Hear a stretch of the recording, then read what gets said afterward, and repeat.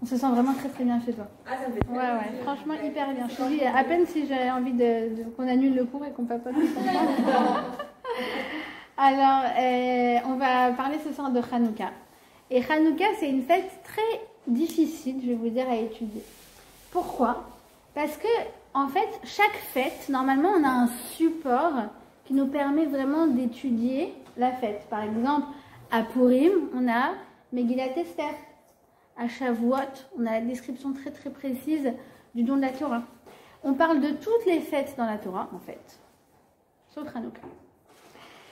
Mais, et dans la Gemara, il y a une description de Hanouka qui est quoi? Maï Hanouka. Oh, au fait, c'est quoi Hanouka? Réponse de nos sages. La réponse, je vous l'ai dit d'avance, vous la connaissez parce que ça fait depuis qu'on est petite qu'on la connaît. C'est la même qu'au Talmud Torah. C'est presque décevant, mais c'est celle-là. Maï Hanouka, quelle est la raison de Hanouka? Nos rabbins ont enseigné, le 25 qui se lève commence les jours de Hanouka. Quand les Grecs rentrèrent dans le temple, ils souillèrent toutes les huiles qui s'y trouvaient, et les Hashmonaïm qui vainquirent les Grecs sont rentrés dans le temple et on trouve une fiole d'huile qui portait le sceau du grand prêtre. Il n'y avait une quantité que pour éclairer un jour, et ça éclairait 8 jours. Quoi, c'est ça? Ça veut dire on est au même stade que quand on était au Talmud Torah. En fait, il faut comprendre une chose. C'est que ce texte, il vient nous dire quelque chose de très très surprenant. Regardez qu'est-ce que j'ai dit. J'ai dit les Hashmonaïm, d'accord, les Maccabis. Qu'est-ce qui s'est passé? À part le fait qu'ils ont une victoire militaire, vous savez quoi? À part le fait qu'ils ont une victoire militaire. Alors, pour se remettre dans le contexte, les Grecs, c'est genre l'armée américaine, d'accord? Ils ont des missiles patriotes, ils ont des chars de tous les côtés. Les Hashmonaïm, c'est des papis tunisiens, d'accord? C'est une bande de vieux Kohanim, c'est des papis, d'accord? C'est comme si tu dis aujourd'hui, alors tu sais les vieux, là, ils étaient une cinquantaine, d'accord? Une cinquantaine de vieux papis. Ils ont vaincu, bon, à part qu'ils ont vaincu l'armée américaine, et ben en fait, ils ont trouvé une petite quantité d'huile et ça a duré 8 jours. Je dis, mais attends, 2 secondes, venons, on met les choses en proportion. Le vrai miracle, c'est quoi? C'est que ils ont battu les Américains. Le vrai miracle, c'est qu'ils ont battu les Grecs. On est d'accord? On a l'impression que quoi? Que nos Chachamim, ils sont en train de se concentrer sur quelque chose de tout petit, alors qu'en fait, il y avait quelque chose d'énorme. Comme si ils ne voyaient pas l'essentiel, mais ils voyaient quelque chose d'accessoire. C'est en vérité tout l'enjeu du combat idéologique qu'il y a entre les Grecs et les Juifs. Il faut comprendre une chose, les filles, c'est que cette guerre n'a pas été gagnée il y a 2000 ans. Cette guerre, elle perdure encore et toujours au niveau collectif, mais aussi au niveau individuel. C'est en fait un dilemme qu'on va expliquer aujourd'hui, qu'on a tout le temps, on est tout le temps tiraillé entre le Yavan qui est à l'intérieur de nous et la petite fiole qui se trouve à l'intérieur de nous. Et on va essayer ce soir, Bezrat Hashem, de retrouver la vue, parce que c'est ce que les Grecs ont essayé de faire, ils ont essayé de nous obscurcir la vue, c'est ce qu'on va expliquer. On va essayer d'éliminer la graisse qui est en nous. Pas la graisse. G-R-A-I-D-S-E. On va éliminer la graisse qui est en nous. Alors, il y a écrit quoi? Écoutez bien. Il y a écrit comme ça que les Yavanim, qu'est-ce qu'ils ont essayé de faire? Kshamda Malchut Yavan Aresha'a Alemacha Israël. Qu'est-ce qu'ils ont essayé de faire? Les Ashkicham Toratra. Quand les Grecs ils sont venus, qu'est-ce qu'ils ont essayé de faire? Écoutez bien. Ils ont essayé de faire oublier la Torah au Bnei Israël. D'accord? Maintenant, je vous pose une question. Comment on fait pour faire oublier à quelqu'un quelque chose qu'il connaît déjà? C'est ça, il est marqué les Ishkacham, d'accord? Qu'il a essayé de nous faire oublier. Mais comment tu rends quelqu'un amnésique en fait? Comment tu fais en sorte qu'il oublie quelque chose qu'il sait déjà? Eh bien, je vais vous dire une chose. C'est vrai qu'il n'y a pas de texte pour étudier Hanouka, mais il y a une chose qui est sûr, c'est que chaque année, on a la paracha de Miketz qui va tomber à Hanouka. Et c'est en vérité peut-être le moyen, le meilleur pour arriver à comprendre Hanouka. Parce qu'il y a un parallèle extraordinaire entre la paracha de cette semaine et la fête de Hanouka qui tombe toujours à Miketz. Et j'ouvre la paracha et qu'est-ce que je trouve? Une histoire. Ou quoi? Où il y a quelqu'un qui oublie quelque chose qu'il connaissait déjà. De qui il s'agit? On a Yosef. Yosef qui a été emprisonné parce que, vous vous rappelez ce qu'on a dit la semaine dernière, il a été accusé à tort de harcèlement, de tentative de viol, d'accord? Et bam, il a été jeté en prison. D'accord? En prison, qui sont ses compagnons? 2 ministres qui ont également été accusés. D'accord? Les 2 ministres ont un rêve. Et ils viennent le raconter à Yosef. Le premier, c'est qui? C'est le maître échanson. On dit en français, c'est celui qui est responsable de tout le vignoble et tout le vin, d'accord, de Pharaon. Et il lui raconte son rêve. Et là, Yosef lui dit, oh là là, j'interprète que quoi? Que tu vas sortir dans 3 jours. Dans 3 jours, tu seras libre. Et j'en profite par la même occasion, quand tu sortiras, s'il te plaît, rappelle-toi de moi et évoque-moi auprès de Pharaon. Qu'est-ce qui va se passer? Effectivement, comme les prévisions de Yosef l'avaient dit, eh bien, le maître échanson, il va être libéré. Et qu'est-ce qui va se passer? Il va oublier Yosef. Ah, tiens, quelqu'un qui connaît quelque chose et qui l'oublie juste après. Alors, quand on a une question sur la Torah, qui c'est qu'on regarde? Vous avez l'habitude maintenant. Rashi, d'accord? Donc moi j'ouvre, je vais voir Rashi. Tiens, comment on fait en sorte que quelqu'un oublie quelque chose qu'il connaisse déjà? Alors je regarde. Comment il a oublié Yosef? Nous dit Rashi, tu sais pourquoi il a oublié Yosef? C'est très simple. Parce qu'il est arrogant. D'accord?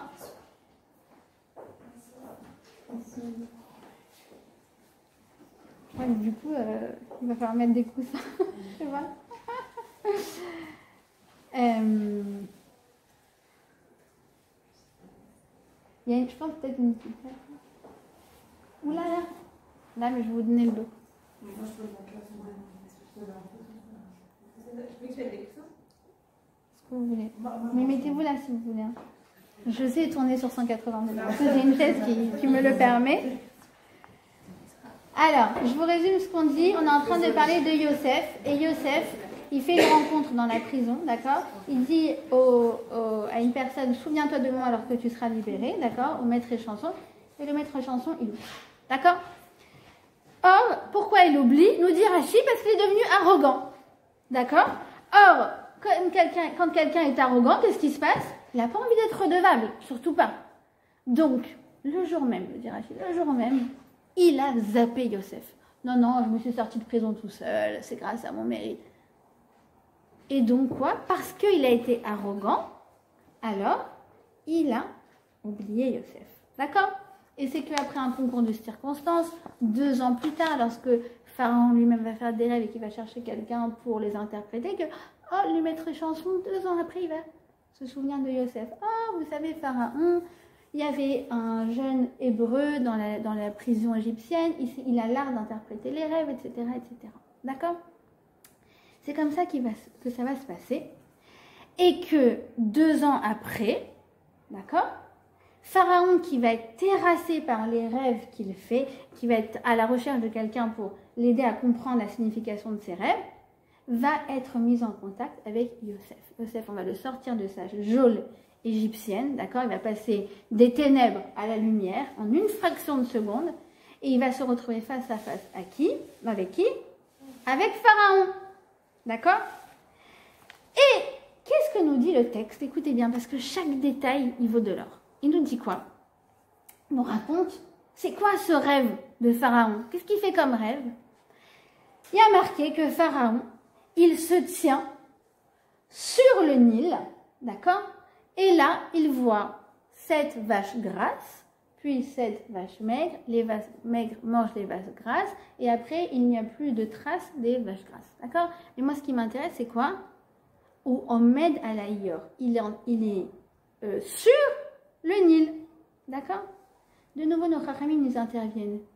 Il dit, tu sais qu'est-ce que ça veut dire qu'il est sur le Nil? C'est pas du tout anodin comme chose. Ça veut dire que quoi? Vous savez que le Nil, pour les Égyptiens, c'est une divinité. Ça veut dire que Pharaon, il est au-dessus de Dieu. Ça veut dire quoi? Écoutez bien. En fait, c'est comme la Grèce. De même que la Grèce, elle croit en Dieu. D'accord? Croit en Dieu, les Grecs. Mais quoi? C'est quoi le fondement de toute la pensée grecque? C'est qu'en fait, ils croient que Dieu, il fait partie du monde. D'accord? C'est une partie du monde. Et donc, comme je peux maîtriser le monde, d'accord? Je peux maîtriser les mathématiques, je peux maîtriser la géologie, je peux maîtriser la chimie, je peux maîtriser la physique, je peux maîtriser la biologie, donc je peux maîtriser aussi Dieu. D'accord? Et donc quoi? Qu'est-ce qui va se passer? C'est qu'en fait, eh bien, pourquoi les Chachamim viennent nous dire ça? Pourquoi ils viennent nous dire ça? Pourquoi on a besoin de savoir que Pharaon, il maîtrise son Dieu et que les Grecs, ils maîtrisent Dieu?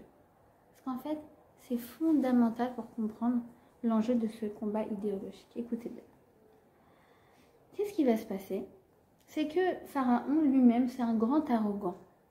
Très, très grand arrogant. Très grand orgueilleux. La preuve, c'est quoi? C'est qu'il est au-dessus de ses dieux. Il maîtrise ses dieux. Qu'est-ce qui va se passer? Il va venir rencontrer Yosef. Et qu'est-ce qu'il va lui dire? Il va lui dire, waouh! Il paraît que tu maîtrises l'art de l'interprétation des rêves. Et c'est là tout l'enjeu. Pharaon, il est orgueilleux. Et il veut quoi? Il veut instiller à Yosef aussi l'orgueil. Il dit, tu sais quoi? Moi, je suis génial. Moi, je maîtrise Dieu. Toi, tu es génial aussi. Tu maîtrises l'art d'interpréter les rêves. Viens, on parle entre gens géniaux.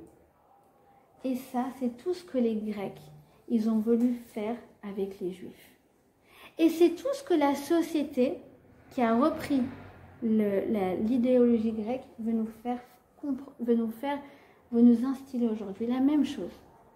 T'es génial, et parce que t'as une start-up.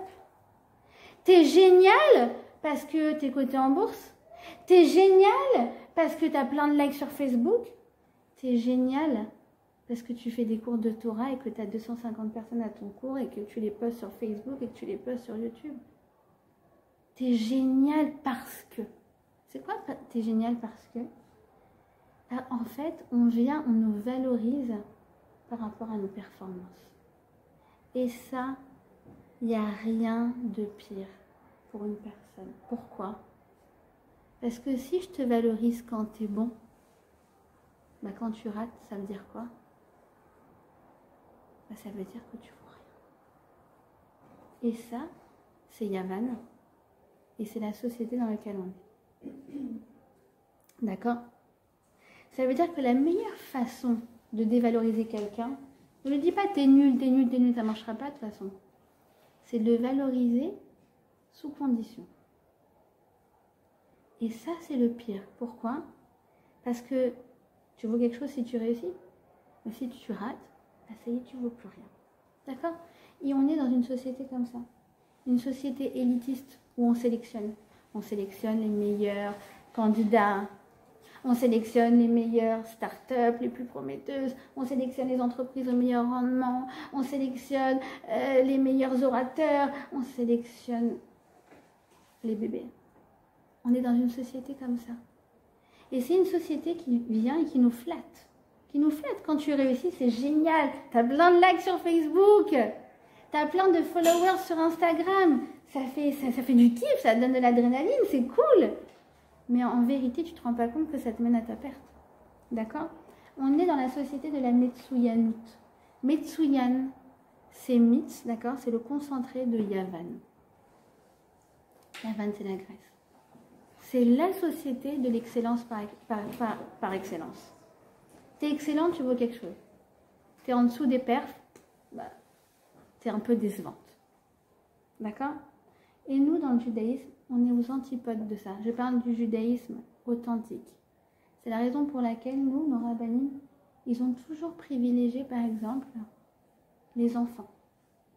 Vous savez, par exemple, quand un enfant, vous savez, donc à 3 ans, il y a une tradition de leur couper les cheveux pour la première fois. En général, qu'est-ce qu'on fait? On amène l'enfant chez des grands rabbinim, d'accord? Et le rav lui coupe une mèche et puis il fait une bracha à l'enfant. C'est un tekef, d'accord? Un cérémonial très très très émouvant. Or quoi? C'est connu dans le monde entier de tous les rabbinim que dès qu'il y a un enfant qui arrive pour se faire couper les cheveux, il passe devant tous les adultes, devant toutes les personnes importantes. On raconte même l'histoire du Rav Mordechai Eliaou qui a décalé un rendez-vous chez le ministre parce qu'il y avait un petit enfant qui est arrivé pour se faire couper les cheveux. Il était bloqué dans les embouteillages avec ses parents. Il a dit, c'est pas grave, prenez votre temps, je vais demander à mon secrétaire qui décale le rendez-vous chez le ministre. Et une fois d'ailleurs, à propos du Rav Mordechai Eliaou, on raconte qu'il était comme ça au milieu d'une foule.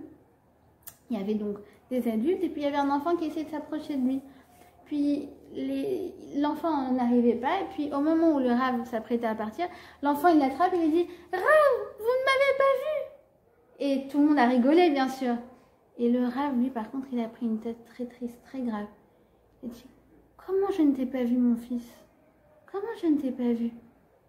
Ça veut dire que ma vue s'est obscurcie. » Quand on ne voit plus les enfants, quand on ne voit plus les gens, vous savez, les petites personnes âgées de la synagogue, les petites dames, quand on ne voit plus ces gens-là, ça veut dire que notre vue s'est obscurcie. Ça veut dire que quoi? Que Yavan a pénétré en nous et qu'on a un regard sur le monde qui est le regard de Yavan. D'accord? D'ailleurs, je vous conseille, entre parenthèses, de relire Le Petit Prince. Vraiment. Quand on parle des enfants et des gens importants, parce que Le Petit Prince, on nous le fait lire quand on est petit. Donc on ne comprend pas la subtilité. Il faut le relire à l'âge adulte. Je peux vous dire que vous allez pleurer. Vous allez dire, mais c'est tellement vrai ce qu'il dit. D'accord? C'est incroyable. D'accord? Et tout ça, c'est très très pernicieux parce que quoi? C'est inconscient. On ne s'en rend pas compte. Et tout le monde dans la vie a des moments de haut et de bas. De or et de rocher, de lumière et d'obscurité. D'ailleurs, la valeur numérique de or et la valeur numérique de rocher, ça fait quoi? Ça fait Israël. Un Israël, il a des moments lumineux dans sa vie et des moments qui sont moins lumineux. Or quoi? Si on valorise que quand je suis lumineuse, ça veut dire que ma valeur, elle est conditionnelle. D'accord? Et ça, c'est le grand problème de Yavan et c'est le grand problème de notre société. D'accord? Et il faut savoir une chose, c'est que plus on est sensible à la flatterie, plus on est sensible en fait à ce genre de petits, aux likes sur Facebook et aux gens qui nous encensent et aux gens qui nous font des compliments parce qu'on a réussi tel truc, plus c'est mauvais signe. Pourquoi? Parce que ça veut dire qu'on n'a pas d'estime de nous-mêmes. Quelqu'un qui a d'estime de soi n'a pas le besoin d'être flatté. Pourquoi? Moi je sais ce que je vaux. Je n'ai pas besoin que tu me dises, toi, ce que moi je vaux. De toute façon, tes standards ne sont pas les miens. Pourquoi c'est à toi d'imposer ma valeur? Moi, je connais ma propre valeur. D'accord? Et ma propre valeur, c'est quoi? Ma propre valeur, c'est ma neshama. Vous savez, il y avait une fois, mon mari était à un mariage et il a rencontré là-bas un rav qui s'occupe de jeunes qui ont mal tourné. D'accord? Et il a été le voir et puis il lui a posé une question. Il lui a dit, finalement, est-ce que vous trouvez un point commun à tous ces jeunes qui vous savez, ils font ce qu'on appelle la petite délinquance, ils font de la correctionnelle, d'accord? Est-ce qu'il y a un point commun à tous ces jeunes? Et le rav lui a répondu, écoute, au niveau du background, pas forcément.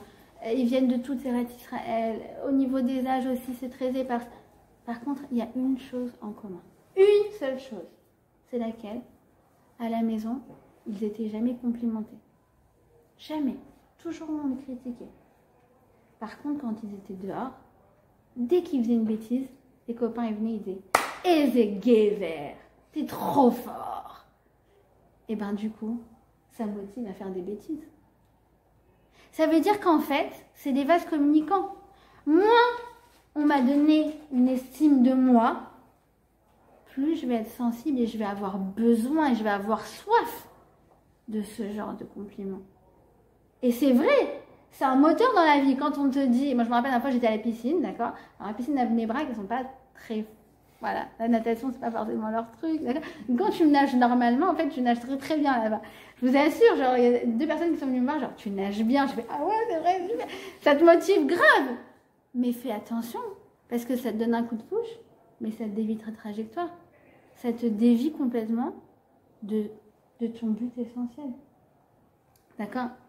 Il dit comme ça le Rav Jacobson, et je pense que ça résume toute la problématique. À chaque fois, le Rav Jacobson, donc, un grand orateur, quand il donne des cours, bah, tous les gens ils sont en admiration devant lui.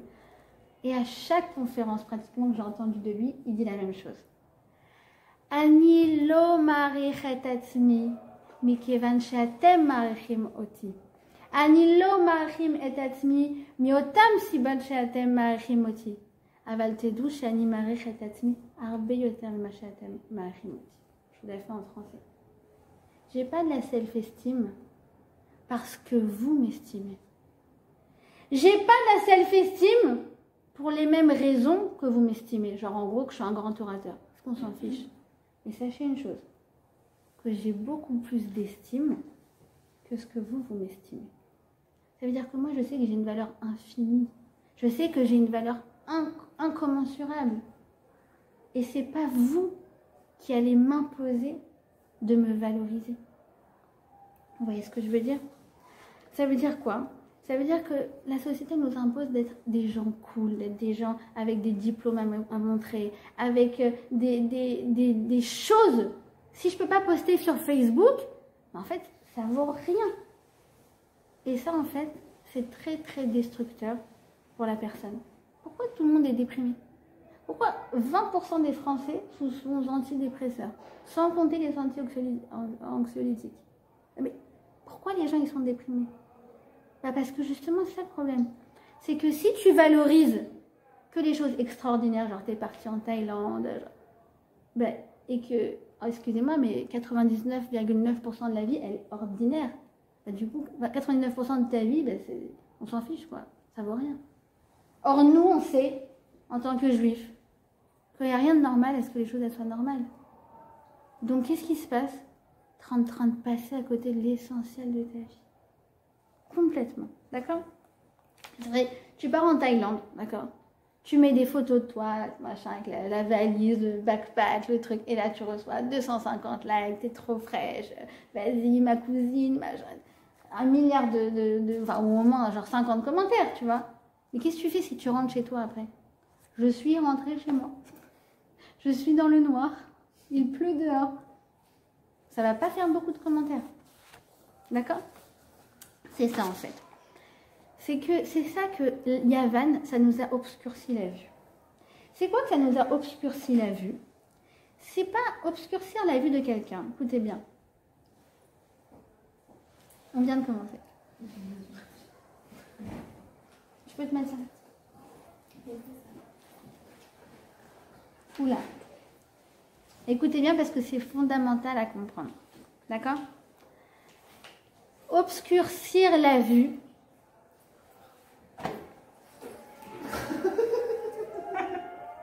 Obscurcir la vue de quelqu'un, écoutez bien, c'est pas le mettre dans le noir. D'accord? C'est lui faire croire que l'obscurité, c'est la lumière. D'accord? T'es une star parce que t'as organisé un événement avec 150 personnes. Waouh, quoi! Lui faire croire que l'obscurité, c'est de la lumière.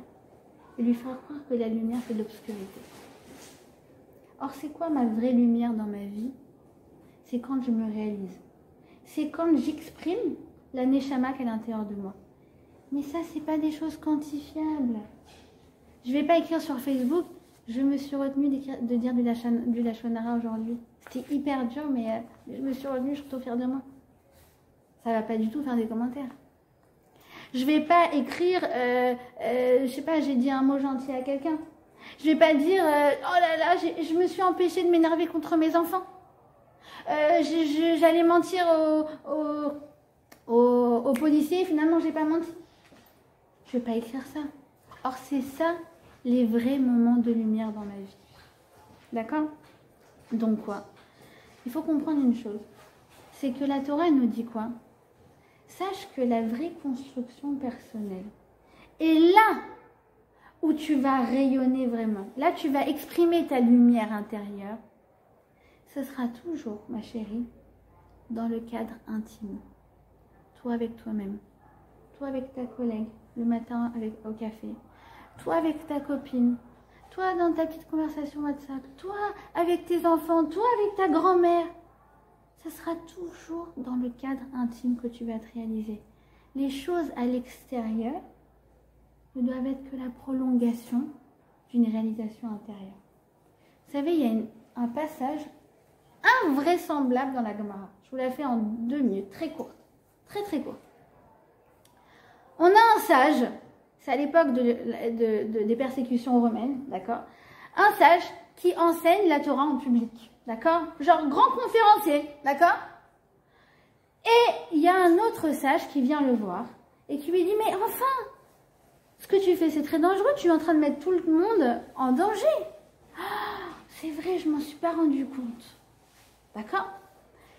Et il lui dit, mais dis-moi, est-ce que j'ai quand même une part dans le monde à venir? Est-ce que j'ai quand même du mérite?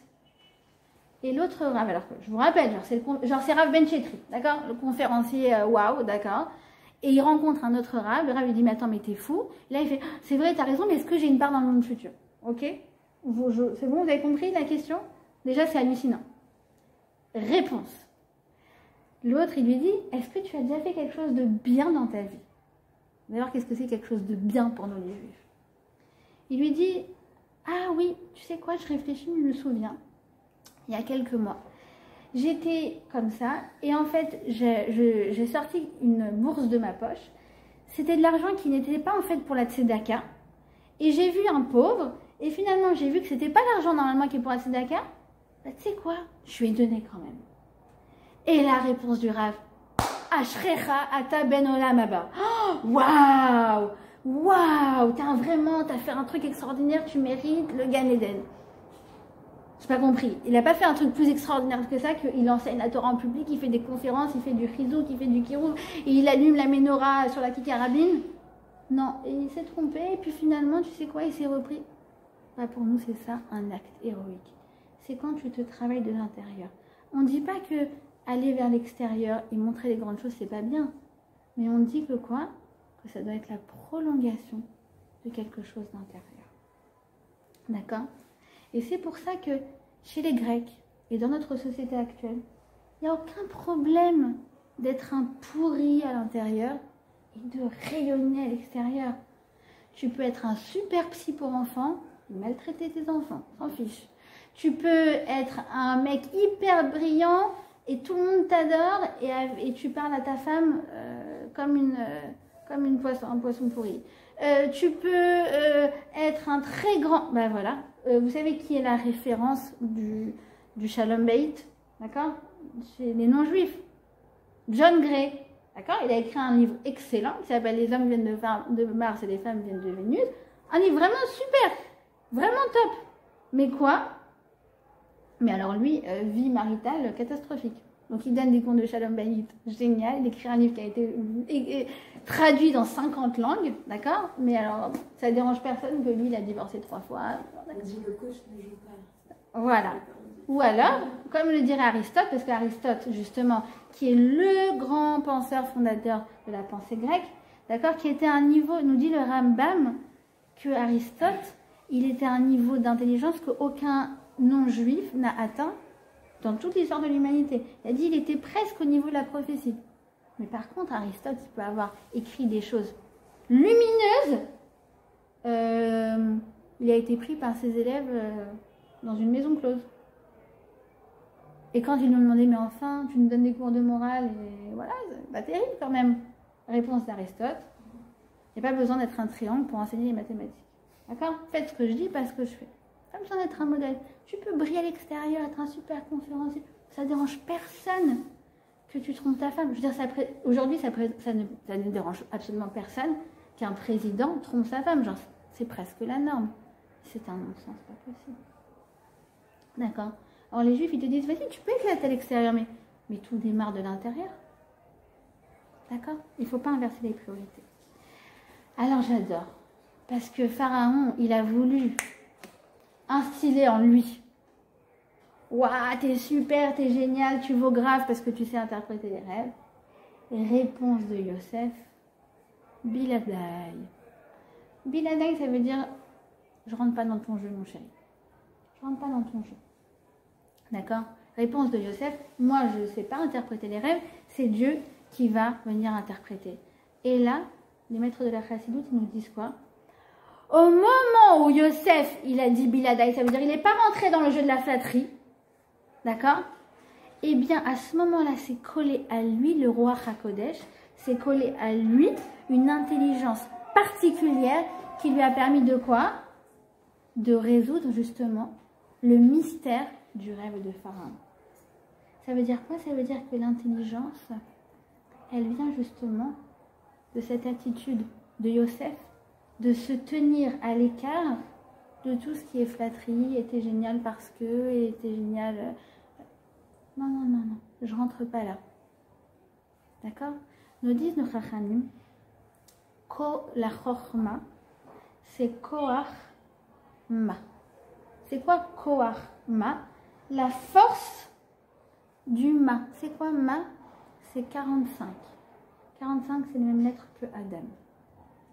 Nous disent nos sages, c'est quoi la vraie chorma? C'est quoi la vraie sagesse? C'est la force de se connaître. La vraie connaissance avant tout, avant d'aller faire des maths, avant d'aller faire de la bio, d'aller faire de la physique. Connais-toi toi-même. Qu'est-ce qu'ils ont fait les Grecs? Ça veut dire quoi qu'ils ont voulu nous faire oublier notre Torah? Ils ont voulu nous faire oublier notre sagesse première. Qui est quoi? Qui est de se connaître soi-même. Ils ont voulu nous faire oublier qui on est. Et c'est ce que toute la société, elle fait maintenant. On ne sait même plus qui on est et ce qu'on vaut. Et c'est pour ça qu'on se sous-estime tellement. D'accord? Ça veut dire que quoi? Que j'oublie parfois, même la plupart du temps, que je suis infiniment plus que mon profil Facebook. Que je suis infiniment plus qu'un CV. Que je suis infiniment plus qu'une heure d'entretien. Mais enfin, comment tu veux définir ma personne en une heure d'entretien? Tu crois que tu as fait le tour de qui je suis là? Et tu crois que je vais dépendre de toi parce qu'à la fin, tu vas me dire là que tu es embauché? Mais j'ai pas besoin que tu m'embauches pour ça. Parce que moi, j'ai une neshama. Et ma neshama, par définition, elle est infinie. Par définition, elle est insondable. Par définition, elle est inquantifiable. Donc, tu ne peux pas me réduire à un CV. Tu ne peux pas me réduire à une note. Tu ne peux pas me réduire à une performance. Tu ne peux pas me réduire à combien j'ai gagné de clients. Tu ne peux pas me réduire à ça. D'accord? C'est fondamental. C'est fondamental de se rapprocher à ça. Et c'est pour ça que j'ai tellement besoin de la Torah. Parce que la Torah, qu'est-ce qu'elle vient? Elle vient me redonner la vue. Les gens ne vous demandent pas, genre, attends, chaque semaine, tu vas à un cours de Torah. Mais c'est pas possible. Qu'est-ce que tu fais? Tu as tellement de choses à apprendre, mais comment tu vas à un cours de Torah chaque semaine? C'est tellement intéressant ce qu'elle a à dire. Non. Mais en fait, quand tu vas à un cours de Torah, tu te dis, mais c'est marrant, on dirait qu'elle a parlé de moi. Elle m'a redonné la vue sur toutes les problématiques que j'ai en même temps. C'est pour ça qu'il faut envoyer vos copines au cours de Torah. Parce que les gens sont loin d'estimer, de comprendre. On va expliquer d'ailleurs pourquoi. À quel point la Torah, elle me redonne la vue sur mon quotidien. Elle me dit quel arbitrage faire dans tous les dilemmes qui me rongent. En fait, nous dit le Maharal que cette lumière, on l'a tous. La lumière de la Torah, elle est enfouie à l'intérieur de nous. Depuis quand? Depuis même avant notre naissance. Qu'est-ce qui se passe? C'est que lorsqu'on était encore embryon, fœtus, d'accord, dans le ventre de notre mère, nous dit le Talmud qu'il y avait un halo de lumière tout autour de nous dans le ventre de notre mère. Ce halo de lumière nous permettait de voir d'un bout à l'autre du monde. C'est quoi cette lumière? C'est la Torah. Elle me permet de comprendre le monde. Or, quand on sort, qu'est-ce qui se passe? L'ange, il éteint la lumière et il nous fait tout oublier. Encore une fois, on retrouve le fait d'oublier quelque chose que l'on connaissait déjà. D'accord? Et quoi? La Torah, c'est en fait cette lumière originelle que j'ai perdue. Nous dit le Maharal que la Torah, elle vient me dire ce qu'est le monde. Et elle vient surtout me dire qui je suis. Il nous donne cette image, il nous donne ce machal. Il dit, imagine, quelqu'un qui est dans une pièce, il fait noir. Il fait noir. Comment il veut comprendre ce qui se passe dans la pièce? Eh bien, il touche. D'accord? Il essaye de toucher, de comprendre. C'est comme les gens qui font de la science. Ils spéculent, ils émettent des hypothèses, ils vérifient si c'est bon, ils font des expériences. Et ils arrivent à une vérité, bien sûr. Chochma bagoim ta'amin, bien sûr. Il y a une vérité chez les non-juifs. On n'est pas les seuls détenteurs de la vérité. Mais c'est une vérité qui est partielle, qui demande ô combien d'efforts pour y arriver. Imagine maintenant quelqu'un allume la lumière. Tu n'as plus besoin de toucher dans tous les sens. Tout te paraît limpide. C'est la lumière de la Torah. Ça veut dire que les Grecs te disent, oui, remplis-toi de science pour dominer le monde. Les Juifs, ils te disent, étudie la Torah pour pas dominer le monde, qu'est-ce qu'on s'en fiche? Pour te dominer toi-même. Et quand tu vas te dominer toi-même, sache que c'est la meilleure contribution que tu peux faire dans ce monde. D'accord? Il y a écrit comme ça, Istakel Beoraïta ou Bara Alma. Dieu, il a regardé dans la lumière originelle qui s'appelle la Torah, d'accord? Et à partir de là, il a créé le monde. C'est ça que les Chachamim, il y a 2000 ans, ils savaient des choses qui ont été découvertes il y a 200 ans. D'accord? Vous savez comment, quand même, vous savez comment, j'ai dû vous le dire 10 fois, non? Comment Pasteur a découvert la vaccination? Non? Non? Ultra connu. Enfin, ultra connu. Enfin, j'ai l'impression que je l'ai répété plein de fois, c'est pour ça. Eh bien, il avait un très bon ami qui s'appelait Dr Michel Rabinovitch, d'accord? Et Dr Michel Rabinovitch était également un éminent talmudiste, d'accord? Et un jour, Dr Rabinovitch, c'est écrit dans ses mémoires, vous pouvez vérifier, il a été faire part à Pasteur de ce qu'il a écrit dans le traité Yoma, d'accord? Vous pouvez vérifier aussi, page 84, d'accord? Et qu'est-ce qui a marqué? Que si un homme a les symptômes de la rage et qu'il a été, il a été mordu par un chien et qu'il développe les symptômes de la rage, qu'est-ce qu'il doit faire? Eh bien, il doit prendre des parcelles du foie de cet animal enragé, puisque en fait, c'est là que ça contient les cellules qui vont guérir le mal. C'est écrit dans le Talmud Yoma. D'accord? Et là, Pasteur, hein, quoi? Il est rentré dans ses laboratoires et il a mis au point le premier vaccin contre la rage.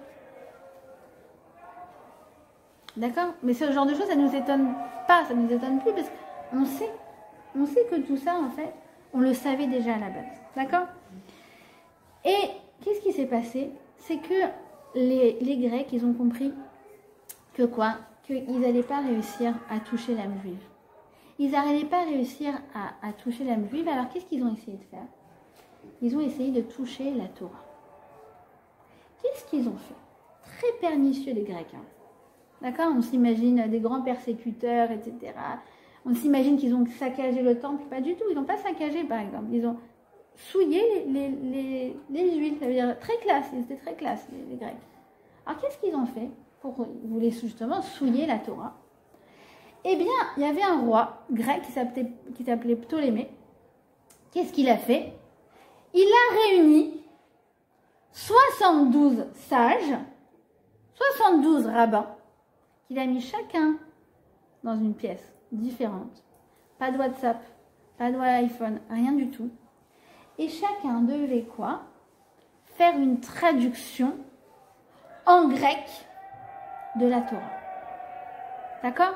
Il y a eu d'ailleurs un miracle à ce moment-là, puisque toutes les versions sont sorties similaires. D'accord? Alors qu'ils ont dû faire des entourloupes, etc. Mais bon, je vous passe les détails.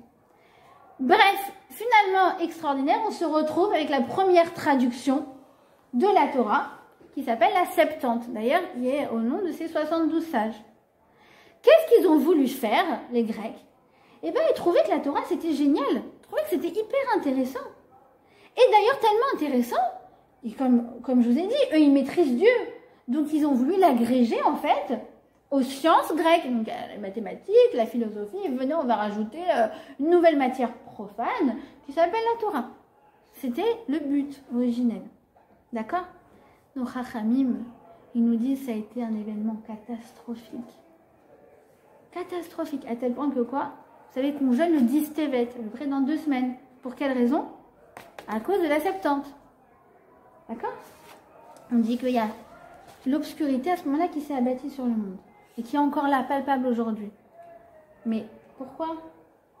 Pourquoi ils sont tellement pas enthousiastes, nos rabbins? Ils sont un peu rabat-joie. C'est génial comme idée. La Torah universellement accessible. The Holy Bible. Vous savez que vous avez n'importe quel motel ou hôtel aux États-Unis, vous allez trouver dans le petit tiroir de la table de nuit The Holy Bible. D'accord? Avec la nouvelle version, l'ancienne, la nouvelle. D'accord? Et que, effectivement, c'est une grande réussite. Pourquoi? Parce qu'ils ont réussi leur coup. C'est un best-seller depuis 3500 ans. C'est quand même le livre le plus vendu au monde, sans exception, chaque année, depuis 3000 ans. D'accord? Donc tu peux dire, bah, c'est pas mal comme coup. Non, non, c'est terrible. Pourquoi? D'abord, parce qu'ils ont voulu profaner la Torah dans le sens où la rendre une science.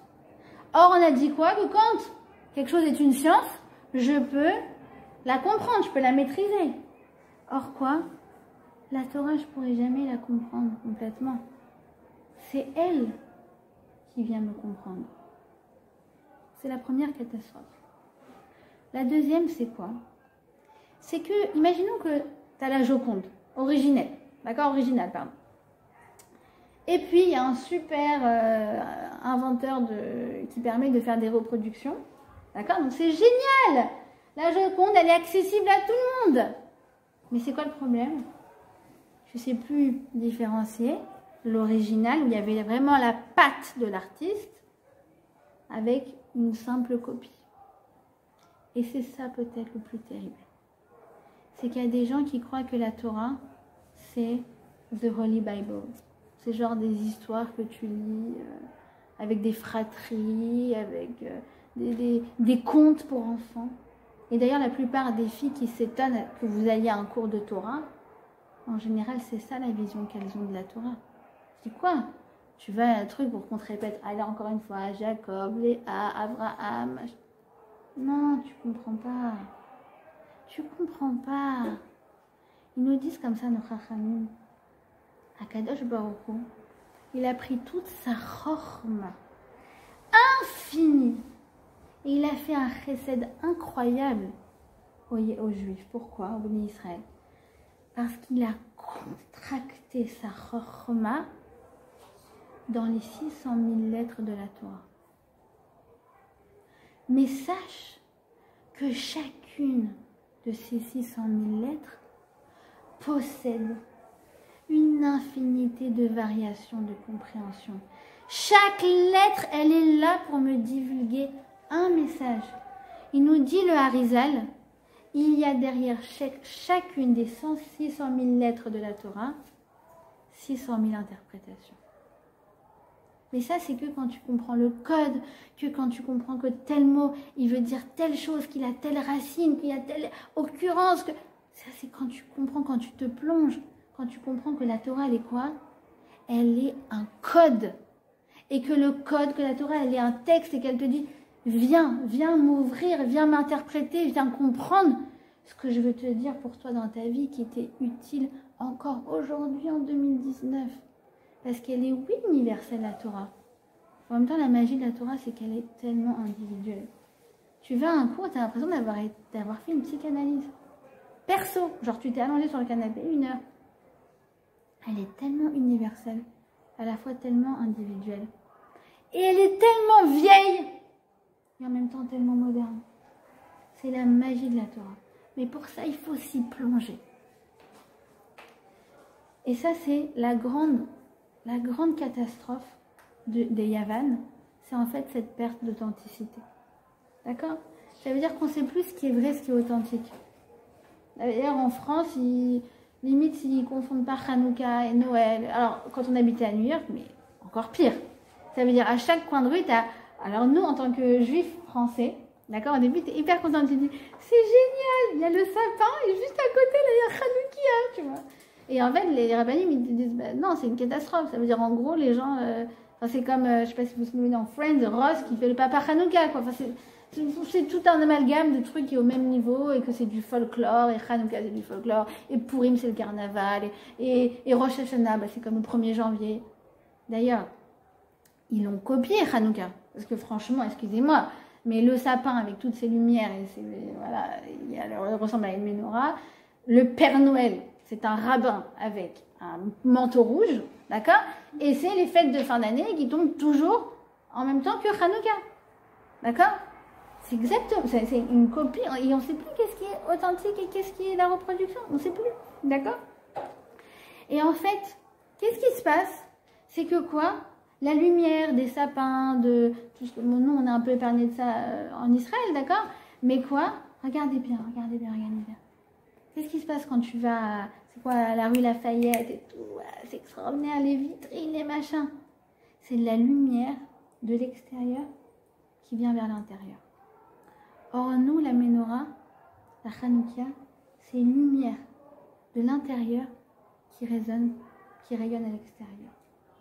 C'est ça la différence fondamentale entre Yavan et le peuple juif. Fondamentale. Ça veut dire quoi? C'est-à-dire qu'en fait, ils te mettent de la lumière pour t'attirer en dehors. D'accord? Or, nous, on dit quoi? On dit le début, il démarre où? À l'intérieur. Et sache une chose, c'est que si tu as beaucoup de lumière chez toi, tu ne seras pas tenté par la lumière dehors. Tu n'en auras pas besoin. Exactement comme les jeunes que je vous ai dit tout à l'heure, qui sont complètement sortis du chemin, bah, s'ils avaient eu de la lumière à l'intérieur, c'est-à-dire si on lui avait dit « mon fils, t'es une lumière », ils n'auraient pas été sensibles à toutes les lumières extérieures. Ouais, super, t'es génial, qui leur font faire des bêtises. C'est pour ça qu'une maison juive, elle doit être lumineuse. Et que nos enfants, c'est une grande leçon d'éducation, on doit leur dire, vous êtes des lumières.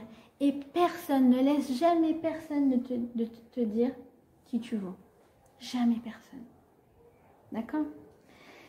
Ça veut dire que les Grecs, c'est exactement ça qu'ils ont voulu.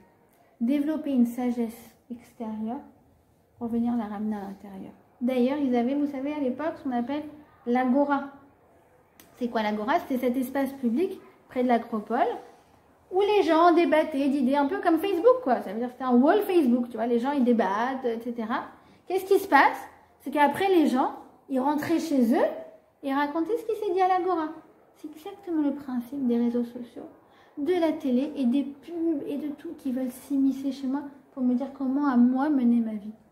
Attends, une des raisons pour lesquelles moi j'ai pas de télé chez moi, c'est pas par religion, c'est parce que c'est pas les producteurs d'émissions et de chaînes télévision qui vont imposer le contenu des après-midi de mes enfants. Mais je suis pas folle quand même. Je suis pas folle. Je vais pas laisser à la rue m'imposer le contenu de ce qui se passe chez moi. Tout démarre à l'intérieur. Tout démarre à l'intérieur. Et les Grecs, ils veulent nous imposer des normes. Et la société, elle veut nous imposer des normes. Expliquez-moi pourquoi tout le monde est au régime. C'est incroyable. Dès que tu proposes un chocolat à quelqu'un, non, je suis au régime. Après, elle dit non, on le prend quand même, d'accord? C'est toujours comme ça. Mais je suis au régime, là. Mais parce qu'en fait, la norme, c'est taille 36, 1m80. Alors quoi? Quand t'es pas dans la norme, qu'est-ce que tu fais? Qu'est-ce que tu fais? Il y a une ganénette au gaine de mon fils, elle est trop mignonne, mais vraiment une lumière. Vraiment une lumière. Quand tu vas voir, tu as envie de lui faire un câlin. Elle est sympa, elle a la pêche.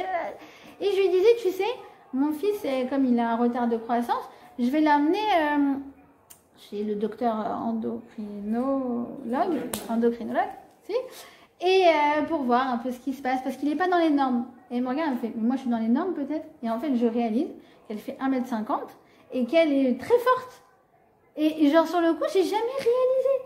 Parce que c'est tellement une lumière, elle est tellement bien dans ses baskets, elle est tellement bien dans sa peau, que du coup, effectivement, elle n'est pas dans les normes, mais elle est tellement belle. Et je vais vous dire une chose, c'est parce qu'elle, elle se trouve belle. Parce qu'elle m'a dit ça en rigolant, mais moi je suis dans les normes en rigolant. Elle se trouve belle. Et du fait qu'elle, elle se trouve belle et qu'elle n'est pas du tout soumise aux critères de la beauté, bah du coup, en fait, elle a une lumière qui rayonne à l'extérieur. Quand tu comprends que tu as une lumière intérieure, mais c'est pas les autres qui vont te dire que tu es belle. C'est toi-même qui vas penser que tu es belle.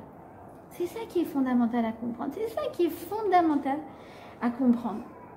Et on a perdu cette authenticité. Pourquoi? Parce que tout le monde est remplaçable. Tu peux remplacer ta copine, tu peux remplacer ta collègue, tu peux remplacer tes employés, tu peux faire un remaniement, comment ça s'appelle un remaniement? J'adore ces mots, hein? Remaniement ministériel, non, dans les boîtes. En gros, pour dire tu veux virer des gens, d'accord? Un remaniement, voilà, une restructuration, j'adore. On est plus dans le politiquement correct, ça fait une restructuration. Ok, tu viens de virer 50 personnes, ça va? On fait une restructuration. Même, excusez-moi, en ce moment, je suis un peu remontée contre tout ce qui est Shabbat plein et événements célibataires. Mon nouveau truc en ce moment. Mais parce que c'est un scandale. Mais c'est un scandale. Alors quoi, il y a toutes les filles comme ça et en fait, excusez-moi, je parle avec les filles et elles se sentent pas bien.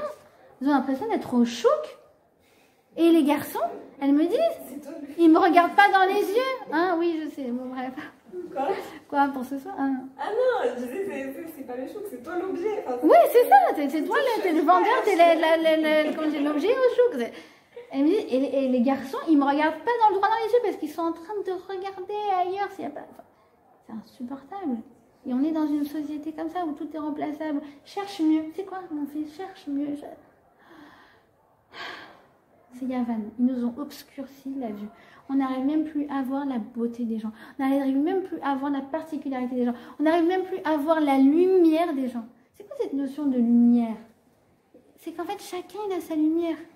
T'as les filles qui sont un peu faux-folles, t'as les filles qui sont un peu intello, t'as les filles qui sont un peu balaganes, t'as les filles qui sont... c'est ma lumière. Mais non, on veut standardiser les gens, tu vois. Sois normal, s'il te plaît. Ne fais pas trop remarquer. D'accord?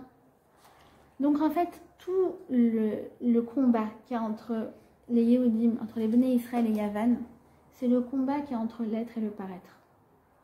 Le paraître, c'est comment le monde me regarde. Et l'être, c'est comment moi je regarde le monde. Et c'est sur ça qu'il faut se concentrer. D'accord? Il y a écrit comme ça,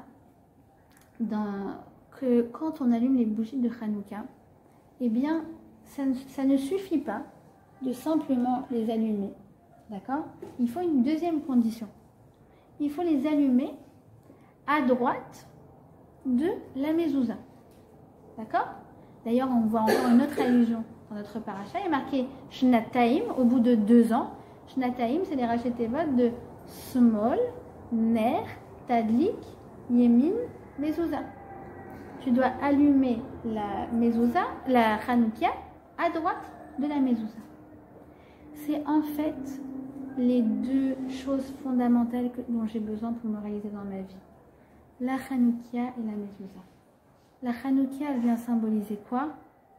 La sagesse de la Torah. Si tu n'as pas de Torah dans ta vie, tu risques de trébucher. Tu es comme en train de tâtonner comme ça pour essayer de comprendre par toi-même quels sont tous tes dilemmes. Mais sache une chose, il faut aussi la mezouza. C'est quoi la mezouza? C'est l'estime de toi. Il y a écrit quoi dans la mezouza? Shema Israël, Hashem Elokeinu, Hashem Echad. Hashem, il est tout, et pourtant il s'est contracté à l'intérieur de toi, et il se trouve en toi, au sein de ta neshama. Et j'ai besoin fondamentalement de la lumière de la Torah, et de savoir aussi que j'ai une lumière intérieure. Sinon, je risque de trébucher. D'accord? Et c'est pour ça que les Chachamim, ils ont essayé de s'attaquer à 2 choses. À la Neshama juive et à la Torah. J'ai dit quoi? Les Chachamim, c'est pas grave. Les Yevanim. Les Yevanim, ils ont voulu s'attaquer à ces 2 choses. Et c'est pour ça que les Chachamim, les Hashmonaïm, d'accord, donc ceux qui nous ont sauvés, les Maccabim, qu'est-ce qu'ils ont fait? Ils ont allumé le shemen par shemen. Ils ont allumé la fiole d'huile. C'est quoi? Ha-she-men. C'est les mêmes lettres que Neshama. Les Hashmonaïm, quand ils ont allumé les lumières de la Menorah, ils ont rallumé la Neshama juive. Ils nous ont donné la force de ne pas sombrer avec cette vue de Yavan qui nous embrouille tellement. Et je vais vous dire une chose, que ce combat, il n'est pas gagné. Chaque année, on a ce combat. Chaque année, Yavan vient en nous, il nous obscurcit la vue et gagne du terrain. Mais arrive Hanouka, et à Hanouka, on retrouve la vue. C'est fondamental. D'accord? En fait, il faut comprendre une chose, c'est que les Chachamim, les Yévanim, les Grecs, c'est quoi qui nous ont obscurci la vue? C'est quoi leur façon de voir à eux? Qu'est-ce qu'ils disent? Ils disent quoi? Je ne crois que ce que je vois. C'est ça qu'ils ont voulu nous faire croire. C'est quoi? C'est qu'en fait, ils ont voulu éliminer le concept d'intériorité, de Neshama. T'es super, ton corps, il est super. C'est pour ça, va au gymnase, va faire un défilé de mode, va te mettre en photo sur Facebook avec tous tes atouts. Définis-toi par ton corps. Ça, c'est concret, ça, c'est palpable, ça, c'est ton extériorité, ça, c'est bon, ça, on aime. Ton intériorité, laisse tomber. De toute façon, ça se voit même pas. C'est ça, en fait, les Grecs. Et ce qu'ils ne comprennent pas, c'est qu'en fait, on a dit, mais nous, les vraies victoires, c'est les victoires de notre Neshama. C'est les victoires où tu as réussi à surmonter quelque chose, à surmonter une pulsion. Je vais vous dire une chose, moi, mon grand combat depuis le mois de Elul, c'était ma grande résolution à Elul, c'était, je vous ai dit, je vais vous rappeler du cours sur Elul, fixez-vous des petits objectifs, d'accord? Pour Rosh Hashanah, pas des trucs, je vais devenir une grande Chassida, c'est bon, détente.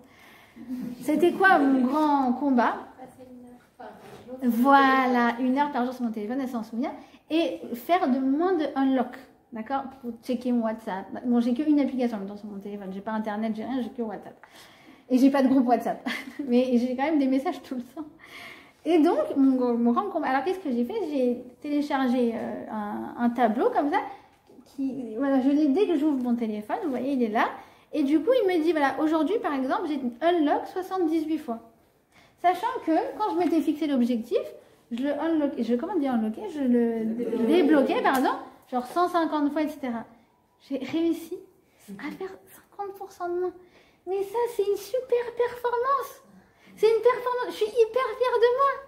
Et des fois, je dis à moi, j'ai unlocké 30 fois aujourd'hui. Maintenant, qu'est-ce que je vais faire? Je vais poster sur Facebook. J'ai unlocké 30 fois. Ça veut rien dire. Mais c'est ça, en fait.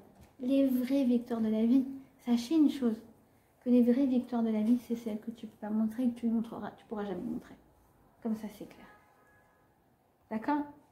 Et c'est en fait toutes les victoires de ce qu'on appelle le raffinement de ton âme. Or, comment elle s'appelle l'huile? Shemen Zar. Zar, c'est quoi? Ben, en français, ça marche aussi. L'huile raffinée.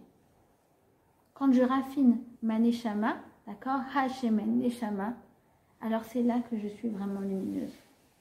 Et moi, je crois qu'on ne voit pas la lumière. Je vous assure que la lumière, on la voit.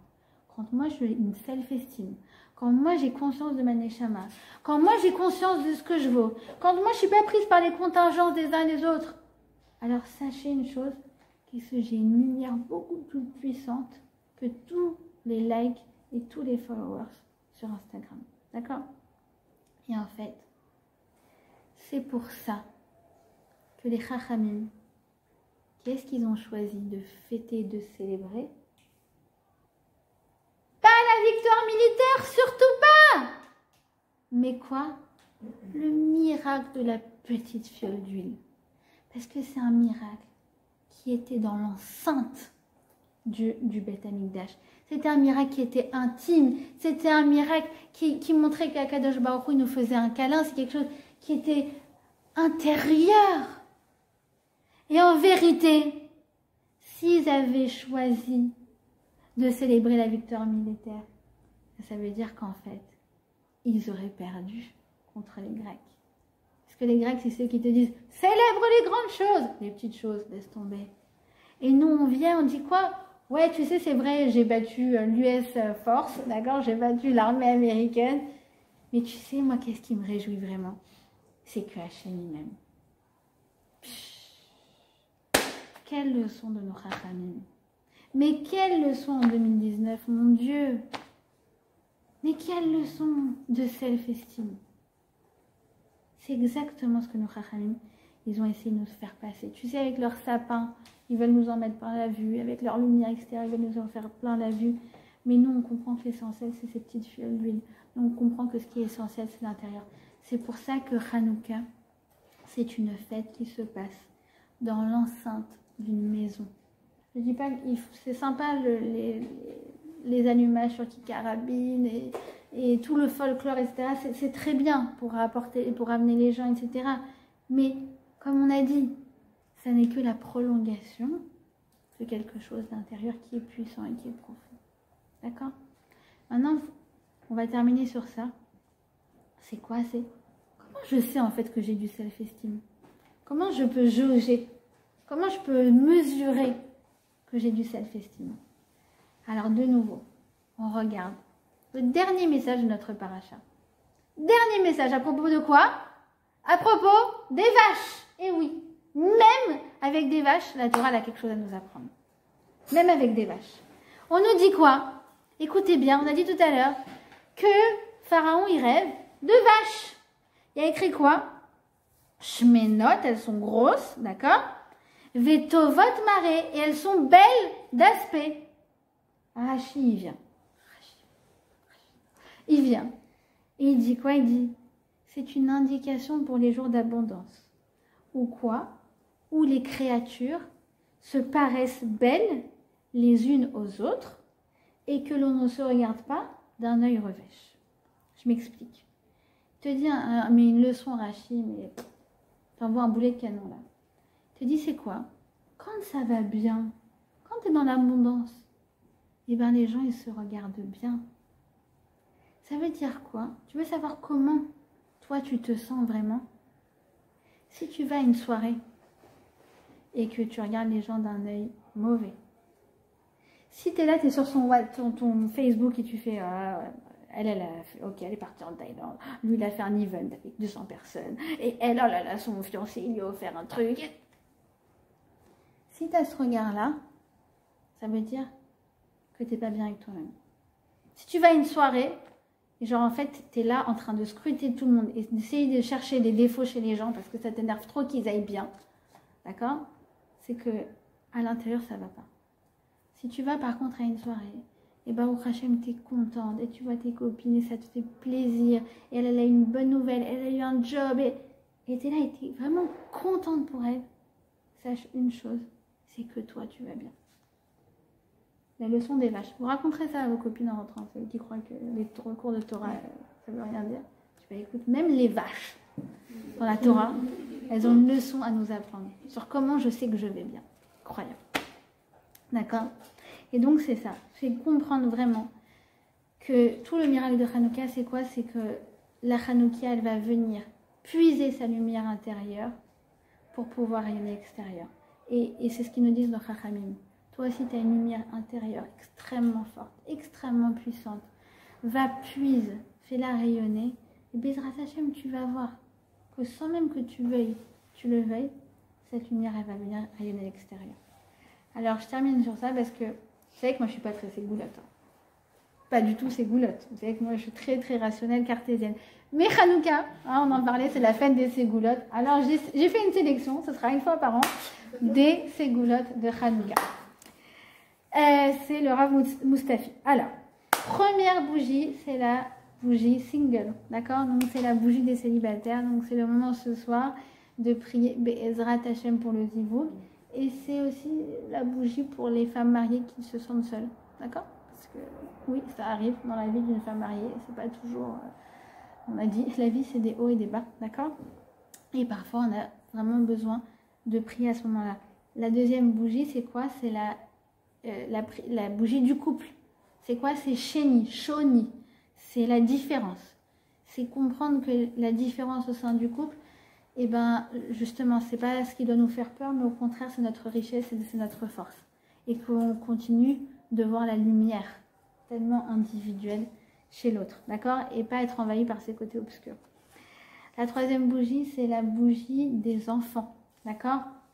Donc, priez pour en avoir pour celles qui sont en chemin et pour celles qui en ont, priez pour qui nous écoutent. D'accord? La quatrième bougie, c'est quoi? Il nous dit le Rav Moussafi, c'est la bougie de la maternité. D'accord? Pourquoi? Parce qu'une mère, elle est toujours tiraillée entre le fait de rester entre les 4 murs de sa maison ou bien le fait d'aller dans les 4 directions. D'accord?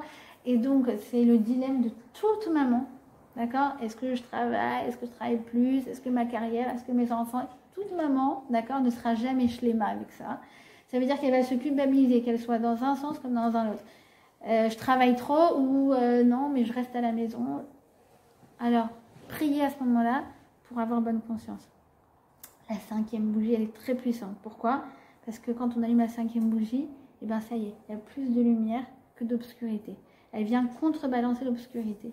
Alors, la cinquième bougie, c'est celle où on prie, d'accord, d'être optimiste, de toujours voir le côté lumineux plus fort que le côté obscur. C'est les 6 traités de Mishnah, d'accord? Donc, c'est la bougie de la Torah, d'accord? Donc, priez pour être pénétré, justement, transformé par notre Torah, parce qu'on a dit c'est pas une science profane, c'est pas quelque chose que moi je maîtrise, mais c'est quelque chose qui moi vient et me transforme et me pénètre de l'intérieur. Septième bougie, c'est la bougie du 7, c'est la bougie du Shabbat. Demandez des Shabbats heureux, d'accord? Et pas des Shabbats rasra, dans les Shabbats d'hiver, d'accord? Et la huitième bougie, c'est quoi? Il dit, la huitième bougie, c'est Ner Hashmini Shel Hanouka, c'est Zot Hanouka.